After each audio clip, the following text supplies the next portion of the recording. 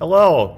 All right, well, it's time for the children's sermon, and you can go and grab your Jesus Storybook Bible and turn to page 208. So we'll pause while you go and do that, and we'll read the story, Let's Go. So this story is a little bit before and even a little bit after what we read about in today's scripture in our service.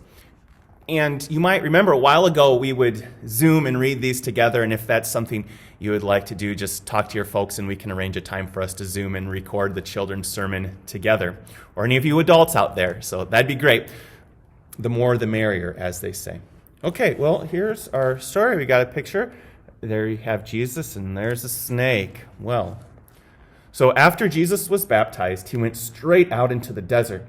That might seem like an odd place to go because, as you know, deserts are very hot and there isn't any food or water or places to stay. But Jesus needed to get away by himself and be somewhere quiet and lonely. He needed to be with his heavenly Father to get ready for his new life. In the desert, Jesus thought about the secret rescue plan he had made with God. Before the foundation of the world, they both knew what would have to happen to rescue God's children. Jesus would have to die. There is no other way. It was the reason they had come. Jesus had come. Now that old enemy, the one who had spoken through the snake to Adam and Eve back in the garden, remember him? Well, he didn't want Jesus to rescue God's people, so he lied to Jesus. "Are you really God's own son?" he whispered. "Poor you, God must not love you. You don't need to die. Do it my way. Yes and no," Jesus said to that liar. "I will do what God says." And from that moment on, nothing would be the same. Jesus wasn't like Adam. Jesus was a new kind of human. He would not believe that terrible lie the enemy spoke. Jesus knew God loved him, and he would trust God no matter what. It was just as God had promised to Adam and Eve all those years before. Jesus had come to do battle against the snake's work. He would get rid of the sin and the darkness and the tears, and he would suffer, but he would win. So Jesus had left the desert to set about the great rescue. He was going to get God's people back.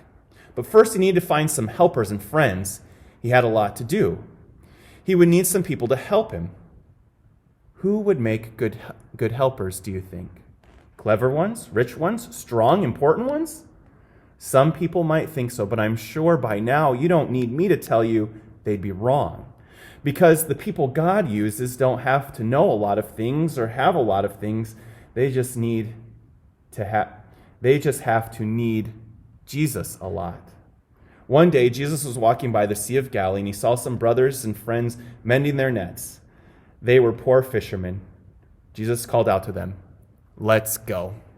So there you have it. There's the sea. That was what was going on in today's scripture. And there Jesus is, and my fingers over them washing their nets, and called them and said, "Let's go." And I love that part in there where it's like the people Jesus calls don't need to have a lot of different things. They just need Jesus a lot. And that's all of us, isn't it?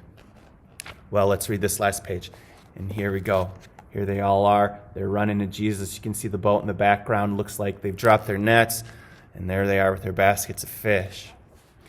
Peter, Andrew, James, and John looked up at this man on the shore, and they couldn't explain it. Their boats needed to be put away, their nets mended. Fish were still wriggling on the shore, but something about this stranger made them just drop their nets and their fish, leave their boats and everything, and follow him. This God-man was like no other they had ever met. When they looked at Jesus, their hearts filled up with a wonderful, forever sort of happiness, and inside it was as if they were running free in an open field. Jesus asked 12 men to be his helpers: Peter, Andrew, James, and John, Matthew, Philip, Bartholomew, Thomas, another James, Simon, Thaddeus, and Judas. Meeting Jesus would change all of them forever. Well, what a nice note to end on. So let's have a prayer. Dear Jesus, thank you for loving us. Thank you for calling us.